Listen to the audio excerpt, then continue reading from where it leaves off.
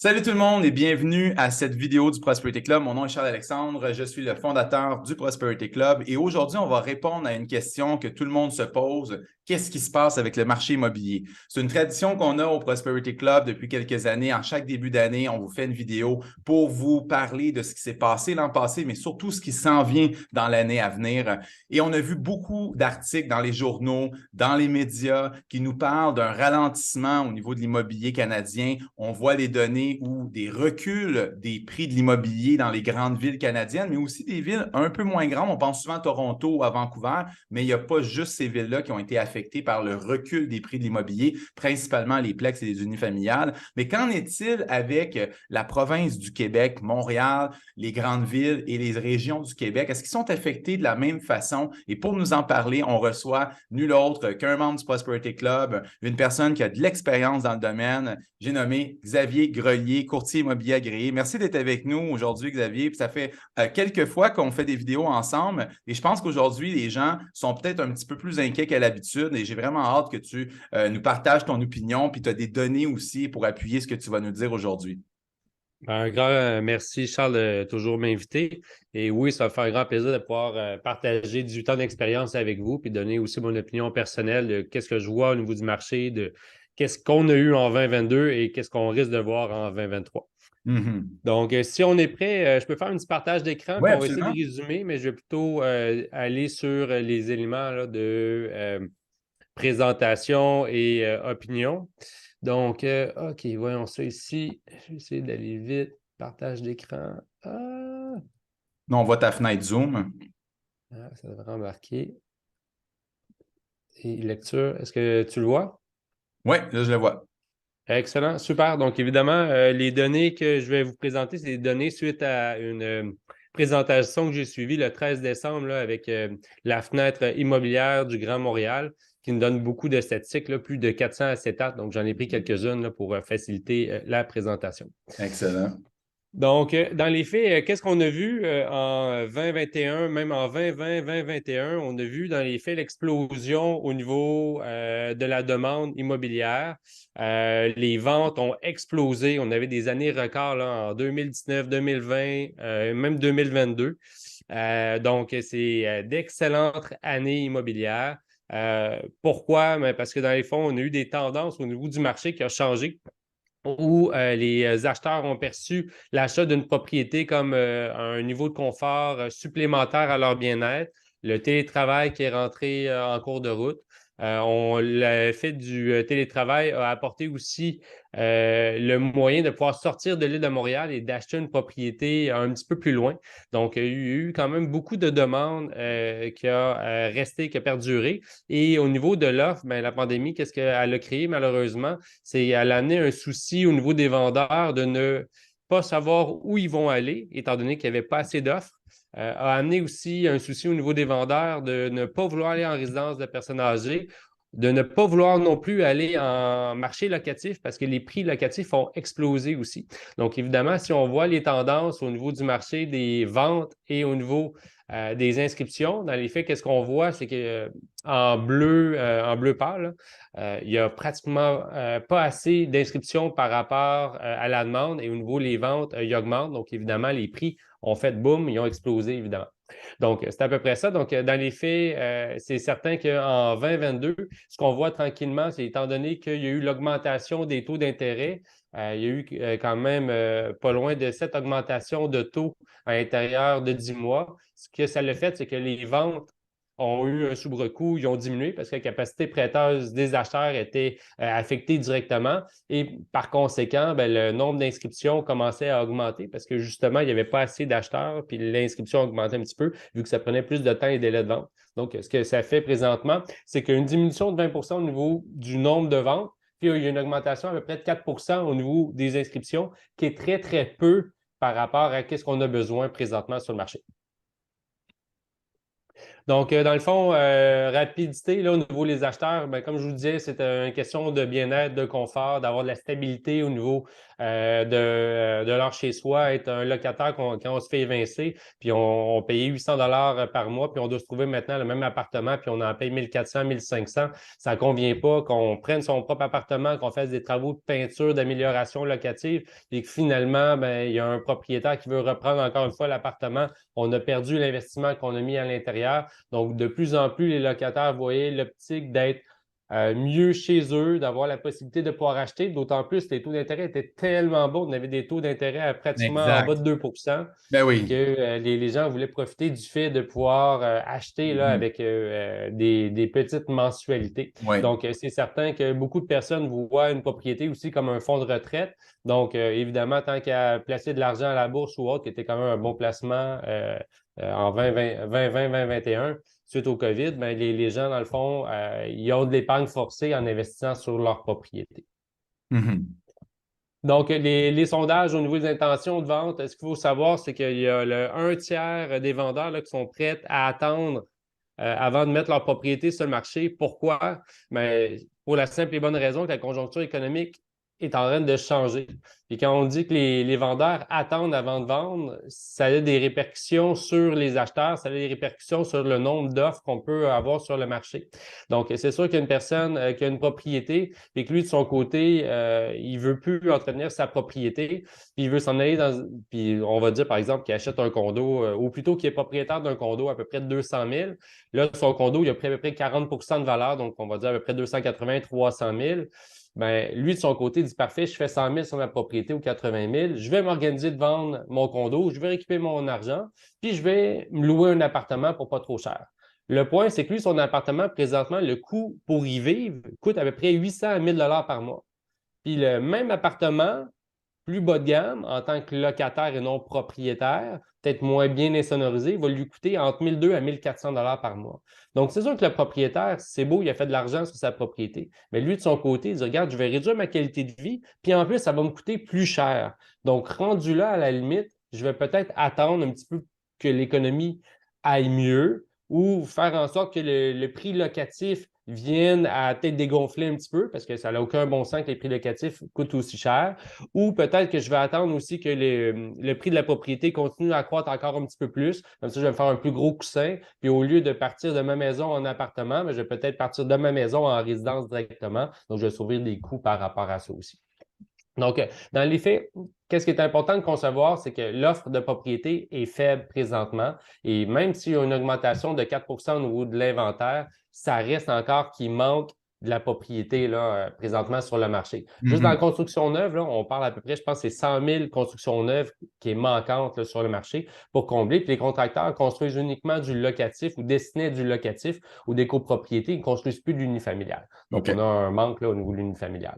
Donc, ici, rapidement, là, je pense que vous êtes capable de pouvoir regarder les acétates. Là, on va au mois de mars, au mois d'avril, juin, juillet, septembre à novembre, les augmentations de taux, là, pas loin de 4 Donc, c'est du jamais vu là, en 10 mois, là, 4 d'augmentation. C'est énorme. Puis, dans le fond, la date qui est à retenir, c'est le mois de mai de 2022.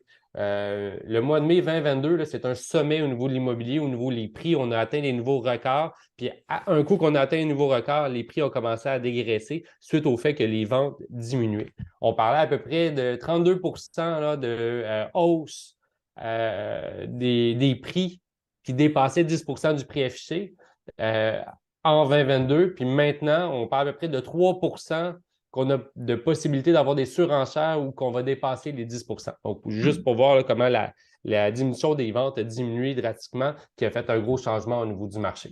Mhm. Dans les faits, souvent, qu'est-ce qu'on entend parler, c'est que les ventes diminuent de 20, 30, 40 là, juste dans le marché des Plex sur l'île de Montréal, on parle de moins 52 du nombre de ventes. Là, c'est énorme. Là. OK. C'est un des Wow. marchés qui a eu coup de massue là, d'un coup. On Mhm. parle pratiquement de moins 1 là, des prix. Donc, les prix, oui, des Plex sur l'île de Montréal ont diminué de 1 là, C'est en pas beaucoup à comparer de la moyenne 2022. canadienne. Oui, exactement. Donc, c'est quand même assez impressionnant. Sinon, les marchés continuent d'évoluer progressivement. Dans les faits, ici, qu'est-ce qu'on voit? C'est que malgré tout ce qu'on entend, que les volumes des ventes diminuent, on a les prix se maintiennent quand même. OK? Pour les Plex, c'est exceptionnel, là, moins 52%, mais en général, un délai de vente moyen d'une propriété prenait plus ou moins 3 mois pour vendre. Maintenant, on parle à peu près de 5 mois pour vendre une propriété, qui est quand même très bon. Oui. Puis, pour rester dans un marché de vendeurs, il faut que le délai moyen prenne moins de 8 mois. Donc, on est Mhm. encore dans un marché encore très en dessous avant de penser qu'il y a une chute drastique au niveau des prix. Donc, il va falloir que les ventes diminuent, il va falloir que les prix diminuent, puis il va falloir que les délais de vente augmentent jusqu'à plus de 8 mois afin de pouvoir avoir des meilleures opportunités sur le marché. Il va Ouais. sûrement en avoir, il y en a tout le temps eu, mais il faut comprendre qu'avant qu'il y ait des belles opportunités sur le marché, il faut que la capacité des acheteurs soit pratiquement très restreinte. Puis il faut aussi que les délais de vente prennent beaucoup plus qu'une semaine à vendre une propriété, sans quoi le vendeur ne voudra jamais réduire son prix. C'est ça. Donc, dans les faits, ce qu'on voit, c'est pratiquement tout le marché au complet là, à travers de la province. On est dans un marché de vendeurs. Puis même si l'an prochain ou cette année, en 2023, on pourrait penser on pourrait prévoir que les prix pourraient diminuer, je pense que on ne le verra pas à court terme pour les 2, 3 prochains mois que ça va prendre 8 mois ou 10 mois pour vendre une propriété Mhm. pour voir les prix chuter. Mais ça, personnellement, moi, ce que je vois, c'est sur juste la semaine dernière, sur 8 propriétés que j'ai visitées, j'ai eu 6 propriétés qui ont reçu des offres multiples entre 3 à 9 offres d'achat. Évidemment, c'était des prix inférieurs à 500 000. Donc, évidemment, le bassin d'achat est toujours plus élevé pour Oui, des prix plus bas, exactement. mais le marché est encore très dynamique. OK, intéressant, c'est encourageant. Donc, au niveau du positionnement, au niveau du marché, bien, on a passé pas mal toutes les phases. On est rendu pas mal dans la phase 4 de correction au revirement. On avait le sommet que je vous ai parlé au mois de mai 2022. Puis les corrections, en réalité, c'est le fait que, étant donné qu'il y a une diminution du nombre de ventes, bien évidemment, les prix vont être un petit peu corrélés. Pour l'instant, ce n'est pas assez corrélé. Les ventes sont beaucoup plus significatives, les diminutions de ventes, que la diminution de prix, mais la diminution de prix n'aura pas le choix de venir dans le temps. Donc, il faut peut-être penser à ce que 2023 va peut-être avoir des diminutions de prix là, à venir. Si on parle d'une propriété de 500 000, diminution de prix 3 à 5 là, c'est entre 20 à 25 000. On Mhm. est loin d'une débandade là, de 50 à 100 000 moins cher que Oui. le prix de la valeur de la propriété. Puis, ce qu'on voit, dans le fond, qui est intéressant au niveau toujours du graphique, même si on est en phase 4 de correction, on est encore dans un marché de vendeurs aux conditions favorables. Puis quand le marché va commencer à être plus difficile dans un marché de conditions déséquilibrées entre 8 à 10 mois, on risque d'avoir une reprise du marché qui va repartir. Donc, au lieu de tomber en récession directement en 2023, 2024, ben, ça se peut que les délais de vente vont être un petit peu plus longs, mais que le marché va repartir directement pour la seule et bonne raison qu'au niveau démographique, on va avoir aussi l'immigration qui va rentrer. Il y a eu beaucoup d'investisseurs qui n'ont pas acheté en 2021, 2022 qui vont rentrer sur le marché pour tomber sur des opportunités. Beaucoup d'acheteurs aussi qui ne voulaient pas acheter la surenchère, puis que là, maintenant, vu que le marché est en train de corriger, ils vont se relancer sur le marché. Donc, finalement, on pense que quand même l'année 2023 va garder une certaine stabilité, transition quand même là, à garder à l'esprit, mais avec des opportunités sur le marché, mais qu'on ne s'attend pas à ce que le prix vienne à casser comme on a eu aux États-Unis là, avec des propriétés de 500 000 qui sont descendues à du même pas à Tu fais 100 ou référence 150. à 2008, là, en ce que tu dis, Oui, là. Ouais, exactement. On n'est exact. vraiment pas là, OK. là. Il ne faut pas penser à ça. Donc, dans les faits, ici, j'ai fait un petit. J'ai voulu, dans le fond, expliquer la peur des individus dans leur perception, parce que la perception vendeur et la perception acheteur étaient sensiblement pareilles, puis ils sont minés les deux personnellement. Puis nous, de notre côté, bien, on devait se battre avec le vendeur, on devait se battre avec l'acheteur pour essayer de leur faire comprendre en réalité que peu importe la situation, si tu as un achat immobilier à faire, ben, tu le fais, tu achètes à du long terme, puis si toutefois tu dois absolument vendre ta propriété, c'est parce que tu as un besoin autour. Donc, tu ne dois pas juste regarder le prix, tu dois avoir une idée, une perspective un peu plus large, un peu plus long terme pour savoir vers quoi on doit s'orienter. Donc, dans les faits, la peur, ça a miné beaucoup d'acheteurs à avancer. Puis la peur a freiné énormément de vendeurs à vouloir mettre en vente leur propriété, ce qui a fait en réalité le ralentissement économique, ben pas le ralentissement économique, mais ce qui a fait exploser À les prix jouer au l'offre niveau et de la la... demande, oui, c'est ça. Exactement, l'offre et la demande. Donc, dans les faits, je vais vous expliquer un petit peu perception vendeur dans le passé, présent, futur, puis les facteurs de risque. Donc, dans les faits, moi, nous autres, les vendeurs, quand on inscrivait les propriétés avec eux, où on allait en évaluation, leur problème à eux, c'est que s'ils vendaient leur propriété, leur besoin, c'était quoi? C'était de racheter une nouvelle propriété. Excellent. Est-ce que vous avez la liquidité pour pouvoir acheter la prochaine propriété? Non, je dois vendre ma demeure. Donc, s'il doit vendre sa demeure, lui, de son côté, s'il y avait des enfants qui étaient à l'école, il devait inscrire sa propriété sur le marché, la vendre, puis un coup que c'était vendu, d'être capable de s'en trouver une nouvelle. Le problème qu'on avait en 2021, 2022, il n'y avait pas assez de propriétés sur le marché, puis quand il y en avait une, on se battait pour pouvoir l'avoir, il y avait peut-être 10 acheteurs en même temps. Donc, le risque que le vendeur vende sa propriété sans qu'il ait trouvé sa nouvelle propriété avec des enfants à l'école, puis s'en allant d'appartement entre les deux en espérant peut-être finir par en trouver une, ça ne lui convenait pas. Donc, le vendeur a dit, moi, oublie ça, je ne vends pas si je n'ai pas trouvé. L'autre option, c'était de mettre une clause de 72 heures. Ça veut dire que je fais une offre d'achat sur une propriété conditionnelle à ce que je vende ma demeure, mais en offre multiple, quand il y a 10 offres d'achat, le vendeur ne va jamais prendre ton offre conditionnelle. Il va Ben prendre non, l'offre c'est avec ça. le moins de conditions possible, pas de Mhm. financement, Pas inspection, pas d'inspection. Ouais, c'est d'inspection. ça, exact. Donc, finalement, la probabilité qu'il soit en mesure de pouvoir obtenir la propriété avec une clause de 72 heures était pratiquement nulle. Donc, il faut Mhm. comprendre que le vendeur, lui, il n'y avait pas vraiment d'intérêt à vouloir vendre parce qu'il y avait l'élément d'insécurité de ne pas savoir s'il va être en mesure de se trouver une nouvelle propriété. Donc, c'était bien beau pour lui d'avoir un gros prix, mais quand il allait acheter aussi au gros prix. Donc, à Oui, la limite, le prix avait pratiquement aucune influence pour lui dans sa prise de décision. C'était plutôt exact. la question du besoin. Alors que l'acheteur, lui, de son côté, qu'est-ce qu'il voyait? C'est que les prix n'arrêtaient pas d'augmenter à plus ou moins de 20 par année. Donc, en 2 ans, ça a pris plus de 42. Lui, de son côté, ben, il dit, regarde, ça n'a pas de bon sens, les prix augmentent trop, je ne veux pas embarquer dans la surenchère, puis le produit ne vaut pas le prix. En Mhm. réalité, ce qu'il faut dire, c'est que le produit ne vaut pas le prix. Moi, je ne peux pas vous le dire si ça ne vaut pas le prix. Le prix, là, c'est le marché, c'est qu'est-ce que l'acheteur est prêt à Ouais, payer, qu'est-ce que le exactement. vendeur est prêt à vendre. Mhm. Donc, si vous achetez 100 000 plus cher que le prix qu'on l'a inscrit, puis qu'il y a un autre acheteur en 2022 qui est prêt à payer 100 000 plus cher, bien, ça le vaut. Mais ça le vaut uniquement quand on l'a mis sur le marché et qu'on l'a testé. Parce qu'avant ça, c'est pratiquement impossible de savoir le prix réel qu'on va afficher si ça représente le marché. Puis le marché est dicté par l'acheteur et le vendeur. Exact.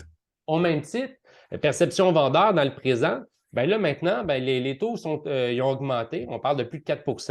Eux autres, de leur côté, avec tout ce qu'ils entendent parler au niveau de l'actualité, ils disent, regarde, ça n'a pas de bon sens, les diminutions des ventes ne sont pas bonnes.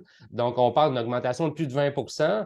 Il y a, ben, pas une augmentation, une diminution des ventes de 20 Diminution, ouais. excuse-moi. Donc, ça va prendre beaucoup trop de temps à vendre. Donc, ça ne vaut pas la peine d'inscrire une propriété. Malgré ça, on est encore dans un marché de vendeurs. La perception est faussée. Le marché Ouais. est bon. Mais eux, ce qu'ils entendent, puis ce qu'ils comprennent, c'est que, étant donné qu'il y a moins d'acheteurs, puis le délai prend plus de temps, ce n'est pas le bon temps pour eux de vendre une propriété. Ensuite, non seulement ça, si le vendeur, lui, il vient à vendre sa propriété, bien, il faut comprendre que si, par exemple, il y avait un taux à 2 il ne peut pas transférer son taux sur sa nouvelle propriété. Les institutions financières là, sont moins ferventes de ça. Ils le faisaient avant, maintenant, ils ne font plus les subrogations. Donc, ils vont prendre un taux plus élevé. Donc, pour eux, présentement, ils voient moins d'intérêt aussi à vendre leur demeure. Donc, encore une fois, toujours moins d'offres sur le marché. Les acheteurs, maintenant, bien, sur la situation actuelle, les taux d'intérêt ont augmenté de plus de 4 leur capacité est moins forte pour pouvoir acheter. Puis, eux, qu'est-ce qu'ils attendent? Ils disent, ben, regarde, moi, étant donné que ça va me coûter plus cher en fonction du taux, ben, je vais m'attendre à ce que les prix viennent à corriger. Mais ils ne corrigeront jamais aussi bas que l'augmentation des taux qu'on a eu. Parce qu'il faudrait pratiquement corriger de 100 000 là, les propriétés, Ouais. du moins de plus de 20 pour être capable de pouvoir corréler l'augmentation du taux d'intérêt versus les prix actuels. Ouais. Et dans le futur, ben encore une fois, c'est toujours la même chose, c'est le regret. Hein, on regrette toujours, j'aurais dû acheter dans 10 ans, j'aurais dû acheter il y a 20 ans, j'aurais dû acheter du Bitcoin quand c'était le temps, puis maintenant, ben, Ouais, j'aurais exactement. dû l'avoir vendu quand c'était le temps aussi. C'est sûr. Donc, tout ça pour dire, futur 2023, ben, le vendeur maintenant, ben, lui, qu'est-ce qu'il voit? Il voit que le prix de mai 2022, qui était au top du sommet, c'est ce prix-là qu'il veut. Il veut le prix de son voisin là, qui a eu 100 000 plus cher, alors que maintenant, les prix ont corrigé, ont diminué au niveau de l'inflation, bien sûr. Donc, lui, de son bord, ben, s'il veut 100 000 de plus, en date de janvier 2023, il ne devrait plus être capable de pouvoir obtenir le même prix que son voisin, parce que son prix il a dégonflé un peu. Donc, déjà, lui, en partant, il reste sur une mauvaise perception en disant ben, j'aurais peut-être dû vendre en mai 2022 quand c'était le top au niveau du marché. Puis là, maintenant, lui, de son bord, ben, s'il est pressé ou s'il doit vendre, s'il a un besoin urgent, il n'aura pas le choix de baisser son prix. Mais si son Exact. besoin n'est pas urgent, puis il va suivre les autres facteurs de repousser son projet à plus tard, ben, ça veut dire que justement, moins d'offres sur le marché, les prix vont encore se maintenir. Donc, c'est ça surtout qui est important de retenir. Puis lui, ben, c'est la même chose, il va perdre son taux d'intérêt, puis il va vouloir repousser son projet dans 1 à 2 ans. Alors que l'acheteur, ben, lui, de son côté, présentement, qu'est-ce qu'il se rend compte? L'inventaire augmente de 4 mais l'inventaire a été manquant. Donc, ce n'est pas suffisant pour combler l'offre sur le marché. Puis la demande est trop forte par rapport à l'offre. Donc, ça veut dire que présentement, l'acheteur qui regarde sur le marché, qu'est-ce qui est à vendre? Il n'y a pratiquement rien à vendre. Donc, c'est encore pour ça qu'on va retrouver des surenchères. Donc, lui, finalement, c'est peut-être mieux d'acheter en 2020 ou en 2021, même si les prix ont augmenté, parce que c'était censé être une perspective de long terme, si son besoin était long terme. Puis, dans les faits, le point, c'est qu'en 2020, si c'était dit, ben, le produit ne vaut pas le prix, bien, ça a augmenté de 20 En 2021 puis en 2022, les prix ils ont cru. Donc, ils ont pris de la valeur, ce qui a fait en sorte que le regret, c'est de dire, ben, Colin, j'aurais peut-être fait un 20 de plus si j'avais pris le temps d'acheter la propriété quand c'était le temps. Puis l'autre point, mais après ça, il y a toujours le regret aussi de dire que j'aurais peut-être dû prendre un taux variable ou un taux fixe quand on était en 2022, début 2022, avant l'augmentation des taux, parce que maintenant, ben, la même propriété que j'aurais pu m'acheter à 600 000, à cause de l'augmentation des taux, c'est peut-être 500 000 que je vais pouvoir acheter. Ben Donc, exactement. Puis c'est sûr que là, tu fais un bon point. Là. Il y a beaucoup de gens justement qui se posent probablement la question. OK, ben là, moi, j'ai fait l'erreur de prendre un variable parce que depuis 20 ans, on me disait toujours de prendre un variable. Puis c'est vrai, ça faisait du sens dans la dernière décennie. On était dans des taux historiquement bas. C'était le temps d'emprunter pour investir dans l'immobilier, dans la bourse, dans toutes sortes d'affaires. Là, maintenant, on est dans une nouvelle réalité. Qu'est-ce que tu dis à ces gens-là qui sont en variable en ce moment à du 6 pratiquement et qui se disent qu'est-ce que je fais? Là, je vends-tu ma maison? C'est quoi mes options? Là? ben, il y a deux volets là-dessus. Le premier volet, c'est qu'est-ce qui est le plus particulier par rapport à ça, c'est que quand les taux variables étaient excessivement bas, les gens auraient dû le prendre fixe. Ben oui. Puis au lieu, ben, ils prenaient les taux variables parce que les prix explosaient. Maintenant, Mhm. à l'inverse, les taux fixes, les taux variables sont au plafond. Mhm. Puis là, les gens ils veulent prendre du fixe. Alors que les taux, ils ont beaucoup plus de chances de diminuer à du moyen terme, peut-être pas à court terme, là, mais à du moyen terme, ils ont beaucoup plus de chances de diminuer. Donc, moi, c'est certain que, on prévoit d'avoir une hausse des taux, je pense que c'est le 25 janvier, là, de Exact. 0,25 à 0,50. Puis Mhm. après, on pense qu'on va être pas mal sur un flat, là, on va être sur une plateforme, puis on va voir un peu l'économie vers quoi elle va s'aligner. Puis Mhm. dans à peu près 12 à 16 mois, dans les alentours de début 2024 à juin 2024, on pourrait penser que le taux variable va commencer à descendre. Donc, c'est sûr que moi, personnellement, si je regardais les taux fixes, ce qu'il faut comprendre, c'est que le taux fixe 5 ans est beaucoup plus avantageux que le taux fixe 1 an puis 2 ans.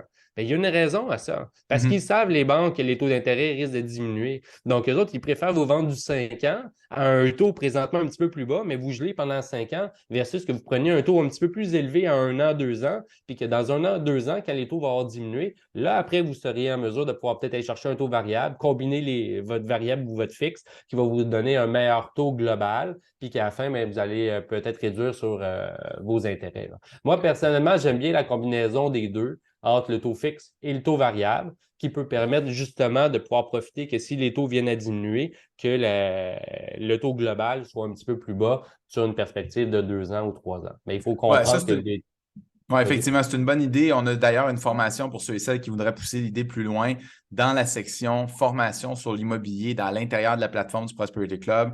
Vous pouvez aller chercher d'ailleurs un abonnement, un essai gratuit de 14 jours pour vous abonner au Prosperity Club et aller voir ce que Xavier vous parle, différentes stratégies qu'on peut adapter dans le marché actuel avec vos immeubles. Parce qu'effectivement, comme tu l'as mentionné, Xavier, il y a des gens qui ont des propriétés locatives, il y a des gens qui ont des résidences. Donc, c'est sûr que la réalité est différente pour ces deux personnes-là parce qu'il y en a un qui peut déduire certaines choses, d'autres non. Et si on est déjà coincé et que les taux ne réduisent pas, bien, ça se peut que ça devienne un problème. Donc, effectivement, il y a toujours la possibilité pour ceux et celles qui nous écoutent d'aller changer le taux pour le mettre à taux fixe. Bon, c'est sûr que vous risquez peut-être de vous ramasser dans une situation, si les taux diminuent, vous allez payer plus cher. Mais si ça vous stresse, vous avez des problèmes à arriver à la fin du mois, au moins vous allez pouvoir mieux gérer et prévoir les flux de trésorerie dans votre budget si vous avez des paiements qui sont prévisibles. Alors que le variable peut vous emmener plus bas peut-être dans quelques temps ou rester là ou peut-être un peu plus haut. Tout va dépendre en fait de si on rentre en récession ou non.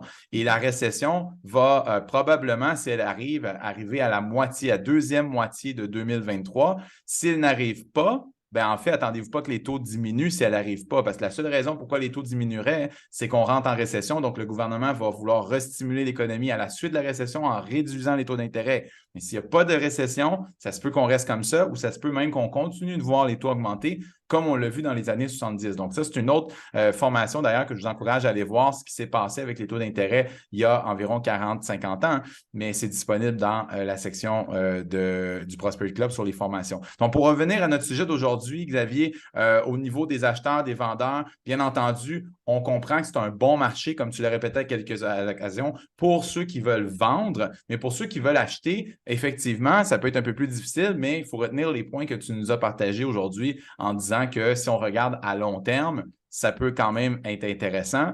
Et je veux aussi féliciter ceux et celles qui ont pris le courage dans les dernières années de, par exemple, si vous saviez que vous pouviez vous permettre de prendre une pause, d'être propriétaire, il y en a certains qui ont vendu au plus haut du marché et qui en ce moment ont de la liquidité et qui ont pu faire toutes sortes de choses. Et ça vient confirmer ce que tu disais, Xavier. Il y a certaines personnes qui ont de la liquidité, qui sont prêtes à réinvestir, qui attendent le moment, qui se posent la question quand ça va être ce bon moment-là. Mais tu vois, j'ai deux opinions perso, là. Moi, je regarde beaucoup les chalets là, pour obtenir un chalet, puis il n'y a pas d'offre. Il n'y a absolument rien. Donc, moi, demain matin, si je veux avoir un chalet, ça va me coûter la totale. Là. Ça va me coûter 500 ou 700 000 pour avoir un chalet. Ouais. Il n'y en a pas. Donc, je n'ai pas le choix. Si j'en veux un, il faut que je paye ou sinon, ben, je prends sur moi et je dis, je vais attendre. Exact. Mais si les prix ne baissent pas, ben, les prix vont augmenter avec l'inflation. Donc, je ne serai pas plus avancé. Après ça, au niveau des plex, je veux faire de l'investissement au niveau des plex. Comme je vous ai dit, une diminution de 52 au niveau des ventes. Donc, au niveau des prix, c'est plus difficile aussi pour les propriétaires. Donc, ils vont peut-être davantage penser à réduire leur prix. Peut-être des belles opportunités. Mais présentement, au niveau des plex, à cause de la hausse des taux d'intérêt, il n'y a plus de rentabilité. Donc, il faut être prêt à, comme on en avait déjà discuté, mettre plus de mise de fonds, augmenter l'amortissement peut-être à du 30 ans pour essayer de vous aider. Ou sinon, essayer de vous organiser, de prendre une perte en capital pendant 1 an ou 2 ans, le temps que le marché reparte. Parce qu'actuellement, des fois, même si la hausse des coûts locatifs, la hausse des loyers locatifs sont élevés, ça se peut que l'immeuble que vous allez acheter, il y a peut-être un locataire qui ça fait 10 ans ou 15 ans qui est là, puis que lui, il paye 800 son appartement qui en vaut 1004, 1005, puis votre rentabilité n'est pas là, puis malheureusement, au prix que vous allez le payer, ça ne balancera pas. Donc, le seul autre moyen que vous avez à faire, c'est soit de éviction, idéalement, moi, je ne le recommande pas nécessairement parce que je pense que tout le monde a le droit à son maintien des lieux, mais moindrement qu'un locataire qui quitte volontairement parce qu'il achète ou qu'il veut améliorer son confort, là, c'est peut-être le temps de pouvoir faire les rénovations nécessaires pour être capable de pouvoir majorer la valeur de la propriété, tout simplement. Puis moi, un des trucs que je donnerais, c'est que pour tout acheteur qui veut acheter un condo, une maison ou un plex, l'amortissement 30 ans, si vous bénéficiez du 20 de mise de fonds, puis de toute façon, de plus en plus, on va s'y rendre. Hein, ça va être le 20 minimum parce que les prix vont avoir trop augmenté. Puis je ne pense pas qu'une personne peut acheter une propriété de 500 000 avec 5 de mise de fonds, puis avoir des mensualités de pas loin de 3 000 par mois. Ça n'a aucun bon sens. Donc, il va falloir qu'il y ait une bonne mise de fonds. Puis l'amortissement de 30 ans vous permet d'éviter de vous égorger tout en vous donnant un buffer. Donc, préqualifiez-vous pour du 25 ans. allez sur du 30 ans, ayez une économie peut-être de 300-400 $ par mois. Puis si vous voulez, ben, payer le 25 ans au lieu de payer le 30 ans, Faites des remboursez votre remboursements hypothèque. anticipés. Ouais. Exactement. Puis à la limite, si toutefois vous êtes serré, ben vous avez quand même toujours un jeu de 300 $ que vous pouvez mettre de côté sans être obligé de le donner pour essayer de vous Mhm. aider puis de continuer parce que ça ne donne rien de vous égorger sur une propriété. Achetez pas, c'est ça, c'est pas un achat pour vous. Ah Un non. achat immobilier, c'est un endroit où on est censé être confortable, dormir sur nos deux oreilles, puis pas penser si on doit être capable de pouvoir payer les taxes, si on est capable de changer la toiture ou si on va être capable de pouvoir payer le capital puis l'intérêt là, à la fin du mois. Donc, Absolument. c'est un bien de luxe. On est rendu à un bien de luxe. Puis ce bien de luxe-là, ben, il faut avoir les capacités portantes pour être capable de pouvoir absorber les frais et les coûts qui viennent avec. Versus si vous voulez faire de l'argent plus facilement, ben, vous allez le placer à la bourse, c'est plus liquide. L'immobilier, c'est du long terme. Donc, il faut Mhm. viser à du long terme. Oui, exactement. Il y a beaucoup d'effets de levier aussi. Donc, quand il y a des effets de levier, il faut toujours tenir compte du taux d'intérêt actuel, mais aussi prévisible. Donc, qu'est-ce qu'on est capable d'absorber comme hausse si on prend un variable? Si vous allez dans le variable puis vous ne faites pas ce qu'on appelle du stress test, donc de voir jusqu'à quel point vous êtes capable d'absorber une hausse, vous allez vous cogner les dents dans le mur, je vous le dis. Donc, c'est très important. Si vous voulez être sérieux, il y a beaucoup de gens qui se lancent parce qu'ils ont suivi des cours à gauche, à droite, puis ils font n'importe quoi. Parce qu'il y a des gens qui ont de l'expérience, mais qui ont de l'argent aussi, qui enseignent des choses. Mais des fois, il y a des gens qui prennent ça et qui vont l'appliquer alors qu'eux n'ont pas d'argent, n'ont pas d'expérience. Ils vont prendre des taux juste pour payer le moins cher possible. Mais comme a dit Xavier, souvent, ce qui est le plus abordable maintenant, et il y a une raison pour ça, c'est toujours l'inverse. Quand le taux variable est plus cher, c'est qu'on anticipe justement des hausses et on veut vous envoyer vers le taux qui est le plus avantageux pour la banque. Bien entendu, la banque n'a pas de boule de cristal, mais ce que ça veut dire quand on voit ça, ces différentiels-là, c'est de dire qu'ils anticipent des changements dans une direction ou dans une autre, et donc, ils veulent vous positionner dans un taux qui est avantageux pour eux. Donc, regardez ce que Xavier a dit, ça peut vous donner une indication de ce que la banque anticipe dans les prochaines années et vous positionner là où c'est le plus intéressant pour vous. Mot de la fin, Xavier, qu'est-ce que tu aurais à nous dire pour ceux, encore une fois, qui s'inquiétaient pour 2023? De quelle façon tu ferais la conclusion de cette présentation-là et de tes opinions pour l'année qui s'en vient? Opportunité, prévoyez faire une perte, mais regardez beaucoup les immeubles à revenus, ça peut être super intéressant, mais prévoir une perte. Pour tous ceux qui doivent faire des refinancements de propriété ou tous ceux qui ont acheté là, 4 ou 5 ans, puis doivent faire leur renouvellement hypothécaire, puis ils passent à des taux de 3 à des taux de 5,5. Vous savez que si vous avez, ça fait 5 ans que vous payez votre amortissement là, qui était sur 25 ans, bien, il vous reste 20 ans actuellement à payer. Vous pouvez repousser votre amortissement à 25 ans supplémentaire pour réduire votre mensualité. C'est quelque chose qui peut être fait. Si vous en avez besoin, si vous êtes serré financièrement, pensez ou prévoyez de pouvoir le faire. Très intéressant. Merci Xavier pour ton expertise. Et encore une fois, ceux et celles qui nous écoutent, je vous rappelle que vous pouvez discuter avec Xavier et avec moi-même et avec tout le reste de la communauté directement dans l'application réservée aux membres du Prosperity Club que vous pouvez accéder en allant sur le site www.theprosperityclub.ca et sélectionner votre essai gratuit de 14 jours pour vous connecter, avoir accès à toutes les formations sur l'immobilier, mais aussi les mises à jour continues, comme Xavier vient de vous le faire aujourd'hui. Cette présentation, bien entendu, elle est publique. Vous pouvez la partager avec vos amis si vous avez aimé. Mettez un pouce. Mettez des commentaires aussi en bas si vous avez des questions pour moi ou Xavier. Ça va nous faire un plaisir de vous aider. Et si vous avez des situations particulières qui vous concernent dans votre situation vraiment personnelle, que vous voulez nous consulter en privé, gênez-vous pas. Vous pourrez nous contacter. On va vous mettre la façon de nous contacter dans le descriptif. Alors, sur ce, je vous souhaite une bonne année d'investissement en 2023. Soyez prudents et continuez de suivre notre chaîne pour d'autres bonnes recommandations durant toute l'année 2023. Merci Xavier. À bientôt tout le monde. Merci à vous tous. Au plaisir.